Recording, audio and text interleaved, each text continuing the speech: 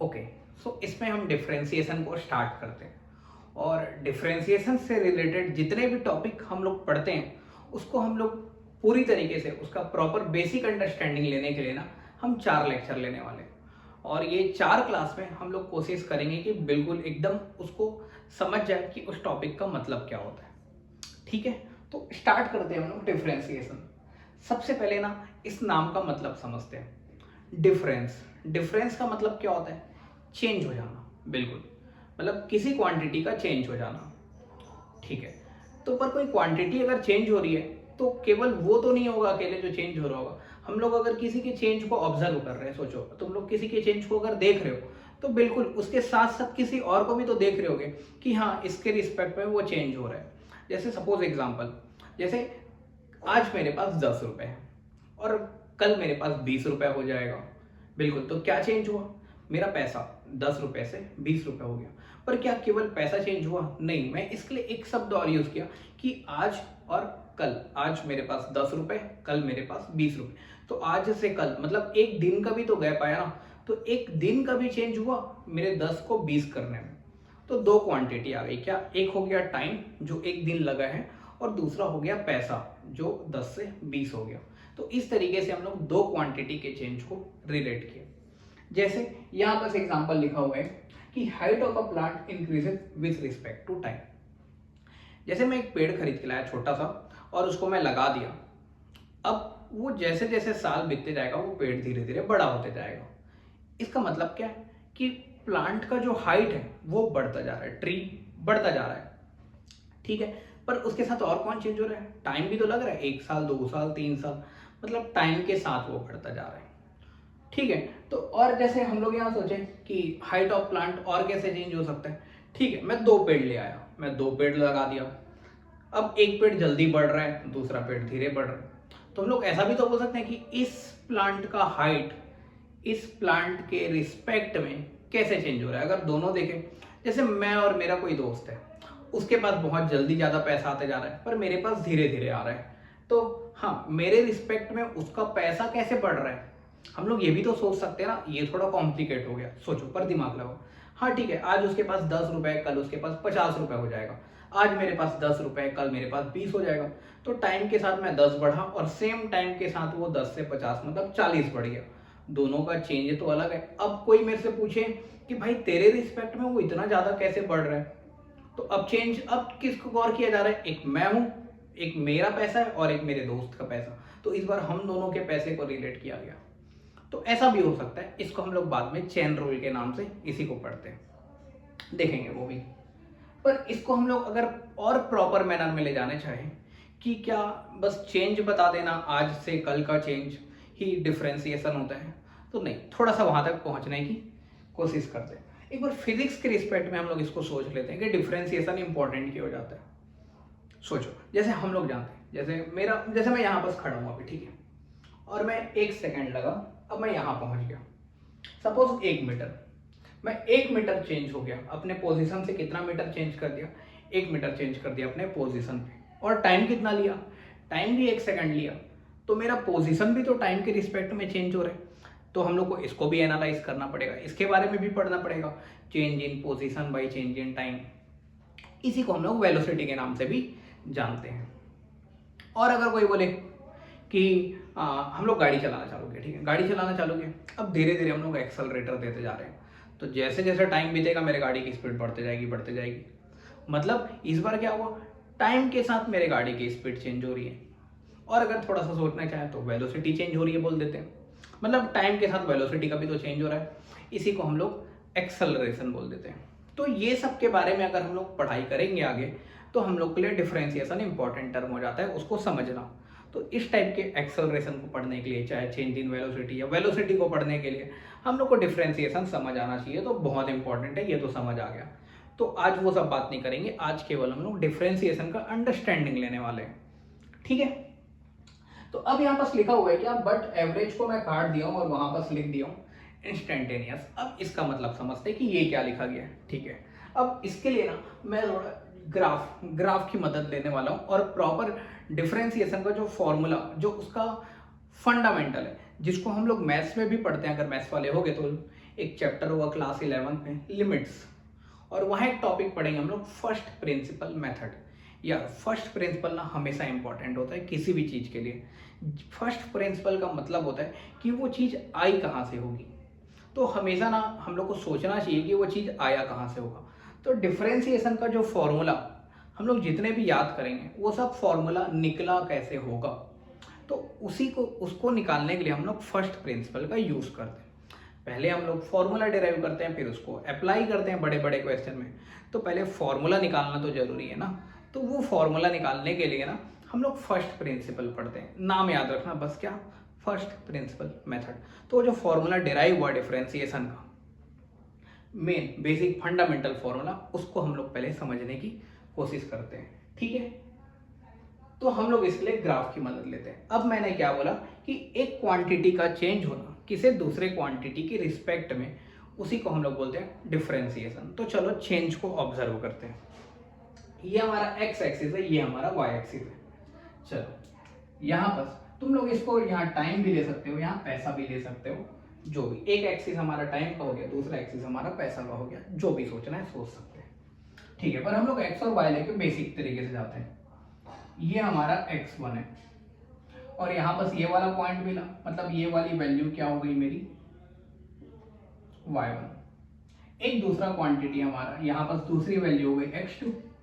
मान लो अगर टाइम लेता तो आज का दिन है, ये कल का दिन है, ये आज का साल है, ये अगला साल है, ऐसे चेंज होगा, ठीक है। तो इस जगह पर अगर हम लोग देखें तो ये हमारा हो गया y2, ठीक है। अब देखो ये कितना चेंज हुआ, अगर ये टाइम होता तो टाइम कितना चेंज हुआ, x1 से x2 में चला गया, 1 से 2 साल में चला गया। पैसा देखता अगर मैं 10 रुपए से 20 रुपए, एक साल में केवल मैं 10 रुपए बढ़ाया अपना, ठीक है, तो 10 से 20 हो गया। तो ये क्वांटिटी का चेंज कितना हुआ, ये कितना चेंज हुआ, y1 से y2, मतलब चेंज कितना हो गया, फाइनल माइनस इनिशियल। तो y में अगर चेंज लिखूंगा तो कितना हो जाएगा वो y2 माइनस y1। और अगर x के रिस्पेक्ट में चेंज देखो तो x कितना चेंज हुआ, x2 से x1, फाइनल माइनस इनिशियल, तो x2 माइनस x1।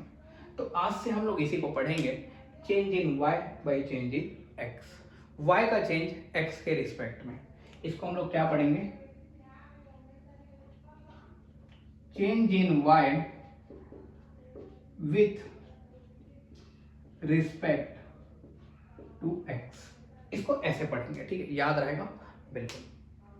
पर इसको लिखने का दूसरा तरीका और, चेंज को ना हम लोग बिल्कुल डेल से डिनोट करते हैं। चेंज को क्या लिखते हैं हम लोग, डेल्टा लिखते हैं। तो मैं यहां अगर लिखना चाहूं तो मैं चेंज, ये तो हो गया चेंज किसमें, y में, तो इसको डेल y। और चेंज किसमें, नीचे में x में, तो इसको del y by del x भी लिख सकते हैं। Change in y by change in x, clear है, ठीक है। पर क्या इतना ही पढ़ने से हम लोग का काम हो जाएगा डिफरेंशिएशन का, नहीं। हम लोग को क्या करना पड़ता है ना, ये जो चेंज है ये कितना है, 1 साल से लेकर 2 साल तक का चेंज है। अरे बहुत बड़ा टाइम गैप है। हम लोग इस गैप को ना कम करने की कोशिश करते हैं, कम, और कम से कम कितना कर सकते हैं, अगर हम लोग अपने हिसाब से घड़ी के हिसाब से देखें तो 1 सेकेंड तक उस 1 साल के ड्यूरेशन को कम करते करते करते करते करते करते 1 सेकेंड के ड्यूरेशन तक हम लोग ला सकते हैं हमारे घड़ी के हिसाब से, ठीक है। तो ये जो डेल है ना, उसको मेरे को कम करना पड़ेगा, ये चेंज को मेरे को क्या करना पड़ेगा, कम। ये जो x का ड्यूरेशन है ना, ये जो गैप है, इसको मेरे को छोटा करते करते एकदम छोटा करना पड़ेगा, ठीक है। मतलब ये वैल्यू पास आएगा पास आएगा पास आएगा पास आएगा पास आएगा और यहां तक आ जाएगा, ठीक है, समझे, ठीक है। एक छोटा सा और समझते फिर यहां तक पहुंचेंगे। एक छोटी सी बात और समझ लेते हैं हम लोग, ठीक है। देखो एक पॉइंट ये था हमारा और एक पॉइंट इस जगह पर आएंगे, बिल्कुल ये चेंज को छोटा करना ही डिफरेंशिएशन है, यहां पर आएंगे। पर उसके पहले ना एक छोटा सा चीज और समझ लेते हैं, ठीक है। चलो ये 2 पॉइंट को मिलाकर हम लोग एक लाइन ड्रॉ कर सकते हैं क्या, बिल्कुल। ये दोनों को मिलाकर एक लाइन बना लिया। अब मैं ना ट्रायंगल बनाने वाला हूं, ध्यान से देखना। ये हो गया एक लाइन और ये हो गया दूसरा, और इस एंगल को ना मैं कुछ टाइम के लिए बोल देता हूँ थीटा, कुछ टाइम के लिए थीटा बोल दिया, ठीक है। अब इस ट्रायंगल में ना ये 90 डिग्री बिल्कुल एक्स और वाई एक्सिस है, मैं tan थीटा लिखना चाहता हूँ। क्या लिखना चाहता हूँ मैं? tan theta. तो tan थीटा क्या हो गया? परपेंडिकुलर बाई बेस, बिल्कुल जानते हैं ना। तो ये लेंथ कितना हो गया? y2 माइनस y1, और ये लेंथ कितना हो गया? x2 minus x1। क्लियर है? बिल्कुल ठीक है। क्या ये लाइन को मैं आगे बढ़ा सकता हूँ? हाँ, ये तो लाइन है, लाइन तो सारे डायरेक्ट मतलब दोनों डायरेक्शन में आगे बढ़ सकता है। तो ये लाइन इधर भी आगे जा सकता है और ये लाइन इधर भी आ सकता है। तो अगर ये एंगल थीटा है तो ये एंगल भी कितना होगा? थीटा। ये थीटा है तो ये भी कितना होगा? थीटा। तो मैं चाहे थीटा यहाँ से बोलूँ, चाहे मैं थीटा यहाँ से बोलूँ, tan थीटा अगर मैं बोल रहा हूँ तो ये तो मैं बोल ही सकता हूँ कि y2 minus y1 by x2 minus x1, ठीक है। इसको याद रखेंगे हम लोग, ठीक है। tan थीटा बराबर ये। चलो अब हम लोग अपने बात पर वापस आते हैं। क्या कि ये जो del y by del x है, इसको हम लोग क्या रेट करने वाले थे? Change in y axis with respect to change in x axis. पर हम लोग पहुंच रहे हैं डिफरेंशिएशन पर, और डिफरेंशिएशन पर पहुंचने के लिए हमारे लिए इंपॉर्टेंट है कि जो चेंज है ना ये बहुत छोटा होना चाहिए। क्या होना चाहिए? छोटा। इस क्वांटिटी का जो चेंज है, जिसको हम लोग यहाँ डेल एक्स लिखें, ये ना बहुत स्मॉल होना चाहिए। और जब इस गैप को हम लोग छोटा करते जाते हैं, छोटा करते जाते हैं ना, तो हमारा जो डेल है, अब हम लोग उसको डेल नहीं लिख के हम लोग उसको डी लिखते हैं। क्या लिखते हैं? डेल को हम लोग लिख देते हैं डी, और इसी डी को हम लोग बोलते हैं डिफरेंशियल। क्या बोलते हैं? डिफरेंशियल, जिसको हम लोग बार बार डिफरेंशिएशन भी पढ़ेंगे। तो जो चेंज अगर छोटा हो गया तो वो बन गया डिफरेंशियल, ठीक है। करते हैं, छोटा करते हैं, एक और ग्राफ बनाते हैं हम लोग यहाँ पर, इसको साफ कर लेते हैं, ठीक है। ये हमारा हो गया y एक्सिस और ये हो गया हमारा x एक्सिस। ये हमारा ग्राफ था, ये हमारा x1 था और ये हमारा x2 था।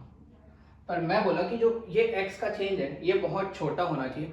उस छोटे चेंज में मेरे को देखना है, इस छोटे चेंज में y कितना चेंज हुआ, उसको अगर हम लोग पढ़ते हैं तो उसी को बोलते हैं डिफरेंशिएशन।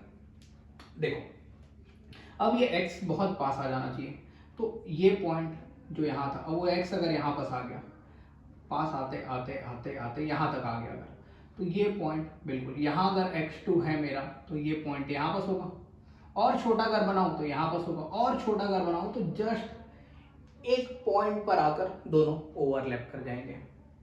तो ये जो ट्रायंगल है जो इतना बड़ा दिख रहा है वो छोटा होते होते होते कितना हो जाएगा? मैं एक और छोटा सा बनाता हूँ, एक ट्रायंगल ये बना लिया, दिख रहा है ना? बिल्कुल। तो यहां मैं लिखूंगा थीटा। ये और छोटा हो सकता है, हम लोग गौर नहीं कर पाएंगे, बिल्कुल हम लोग देख नहीं पाएंगे, पर वो छोटा सा भी क्या बनेगा? ट्रायंगल, एकदम छोटा सा। तो ये हमारा वो है ट्रायंगल, दिख नहीं रहा होगा बिल्कुल, पर ये ट्रायंगल है। इस जगह पर भी मैं जाकर क्या थीटा बना सकता हूँ, और बिल्कुल यहाँ भी क्या लिख सकता हूँ? tan थीटा, जिसको मैं बोलूंगा y2 minus y1 by x2 minus x1, और इसको मैं बोल रहा था del y by del x। पर अब मैं इस गैप को इतना छोटा कर दिया कि अगर वो गैप एकदम छोटा हो गया तो डेल को क्या लिखते हैं हम लोग? डी लिखते हैं। तो अब इसको मैं डेल नहीं लिखूंगा, इसी को मैं क्या लिखूंगा? इसको मैं लिखना स्टार्ट कर दूंगा d y by d x. समझे? और ये जो थीटा है, ये थीटा कहाँ होगा? अगर मैं इस थीटा को गौर नहीं कर पा रहा हूँ, ठीक है, ये वाले थीटा को मैं गौर नहीं कर पा रहा हूँ, पर उस लाइन को अगर आगे बढ़ाएंगे तो पक्का है कि वो इस जगह पर भी जाकर वही एंगल बनाएगा। तो अगर मैं इस थीटा को नहीं देख पा रहा हूँ तो मैं यहाँ से एक लाइन तो खींचूंगा, वो लाइन इधर भी जाएगा और इधर भी जाएगा, और यहाँ पर जो आकर थीटा बनाएगा ये वही थीटा है। कोई दिक्कत नहीं है इसमें? बिल्कुल कोई दिक्कत नहीं है। तो ये थीटा को हम लोग बोलते हैं tan थीटा, इस tan थीटा को ही हम लोग बोलते हैं dy बाई dx। एकदम क्लियर है? ठीक है, ठीक है। तो ये थीटा tan थीटा ही हमारा dy बाई dx है। और इस dy बाई dx को हम लोग पढ़ेंगे क्या, इसको रीड कैसे करते हैं? तो इसको हम लोग रीड करते हैं डिफरेंशिएशन। अब हम लोग क्या बोलना स्टार्ट कर देंगे? डिफरेंशिएशन। तो इसको हम लोग लिखते हैं डिफरेंशिएशन ऑफ किसका भाई? वाई का, किसका, वाई का। किसके रिस्पेक्ट में देखा गया, किसके रिस्पेक्ट में, एक्स के रिस्पेक्ट में। Differentiation of y with respect to x. अब हम लोग बार बार इतना लंबा विथ रिस्पेक्ट टू नहीं लिखते, इसमें हम लोग लिखते हैं WRT ऐसा, ठीक है, विथ रिस्पेक्ट टू एक्स। तो इसको हम लोग क्या पढ़ेंगे, differentiation of y with respect to x. बिल्कुल समझ आ गया हम लोग को डिफरेंशिएशन क्या होगा। हाँ, होता तो चेंज ही है, बिल्कुल एक क्वांटिटी चेंज होगा दूसरे के रिस्पेक्ट में। हम लोग जैसे जैसे आगे बढ़ेंगे, जब क्वेश्चन आता है ना, तो हम लोग इतने आसानी से ग्राफ को एनालाइज नहीं कर पाएंगे। तो उसके नेचर को समझने के लिए हम लोग डिफरेंशिएशन का यूज करते हैं और उसको लिखेंगे कैसे, dy/dx, मतलब x के रिस्पेक्ट में y कैसे चेंज हो रहा है, x के रिस्पेक्ट में y का चेंज। ठीक है, समझ आ गया। इसलिए इस एवरेज को नहीं लिख के हम लोग इंस्टेंटेनियस को लिखे। एवरेज का मतलब क्या होता है, एक बड़ा सा इंटरवल, पर हम लोग क्या करते हैं, उस इंटरवल को बहुत छोटा करते जाते हैं, और छोटा करते करते एकदम एक टाइम पर, एक इंस्टेंट पर अगर हम लोग बताना चालू कर दिए, तो उसको एवरेज ना बोल के उसको इंस्टेंटेनियस बोलते हैं। और उस इंस्टेंटेनियस चेंज को ही एक क्वांटिटी का दूसरे के रिस्पेक्ट में हम लोग डिफरेंशिएशन बोलते हैं। समझ आ गया, ठीक है। तो इंस्टेंटेनियस चेंज ही हमारा क्या है, डिफरेंशिएशन है। ठीक है, समझ गए। तो ये लिखा है average change in y axis with respect to x axis over a certain period. अब हम लोग एवरेज नहीं बोलेंगे, हम लोग क्या बोलेंगे, इंस्टेंटेनियस चेंज को ही हम लोग बोलेंगे डिफरेंशिएशन। ठीक है, उम्मीद करता हूं समझ आया होगा डिफरेंशिएशन का बेसिक मतलब क्या होता है। ठीक है, ठीक है। नेक्स्ट क्लास में हम लोग इसके फॉर्मूला डिराइव करेंगे डिफरेंशिएशन का, कि कैसे कैसे होता है। ठीक है, एक फॉर्मूला और मैं लिख देता हूं, जो बोला था फर्स्ट प्रिंसिपल का फॉर्मूला लिखना भूल गया, उसको भी लिख लेते हैं यहाँ पे हम लोग। वो हमारे काम का नहीं है बिल्कुल, अभी फिजिक्स में तो आएगा ही नहीं, वो हमारे मैथ्स में काम आता है, सीधे लिमिट्स चैप्टर में पढ़ते हैं कि फॉर्मूला आया कैसे है। पर हम लोग को फिजिक्स में केवल क्वेश्चन सॉल्व करना है, तो हम लोग फॉर्मूला याद रखेंगे और सीधे सॉल्व करेंगे। चलो, पर एक बार फर्स्ट प्रिंसिपल का भी मतलब समझ लेते हैं कि क्या होता होगा।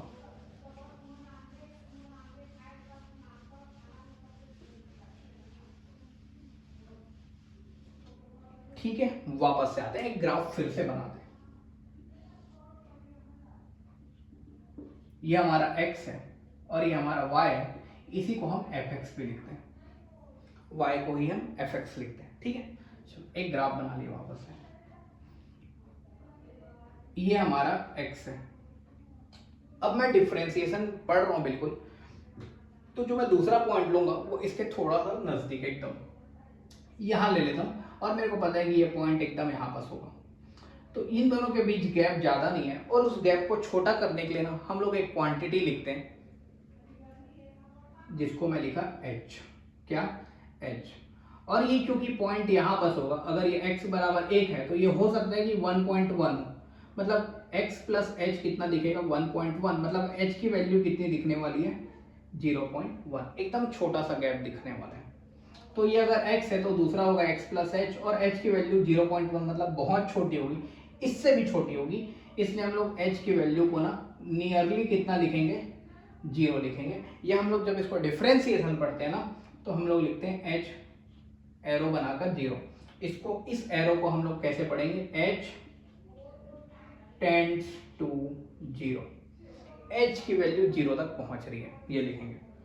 ठीक है, चलो ग्राफ बनाते हैं। यहां पर अगर मैं लिखूंगा तो यहां पर आएगा मेरा fx, बिल्कुल, और अगर इस जगह पर निकालूंगा तो ये कितना आएगा हमारा x प्लस एच पर निकालूंगा तो यहाँ x की जगह में x प्लस एच डाल दूंगा, तो ये हो गया x प्लस एच। और अगर मैं लिखना चाहता हूँ वापस से tan थीटा लिखना चाहता हूँ, तो हम लोग को पता है कि इसी को dy/dx बोलेंगे, है ना, बोलेंगे।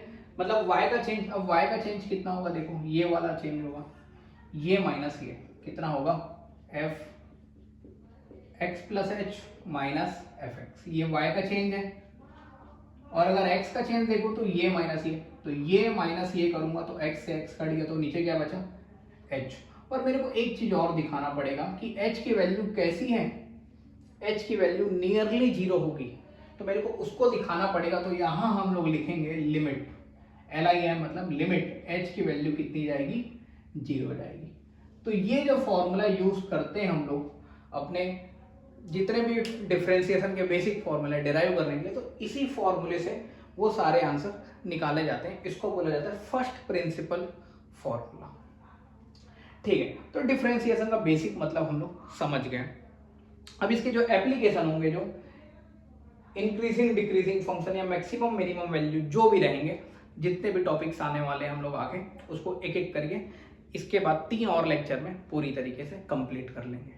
ठीक है, तब तक के लिए इसको अच्छे से समझ लेना। ओके।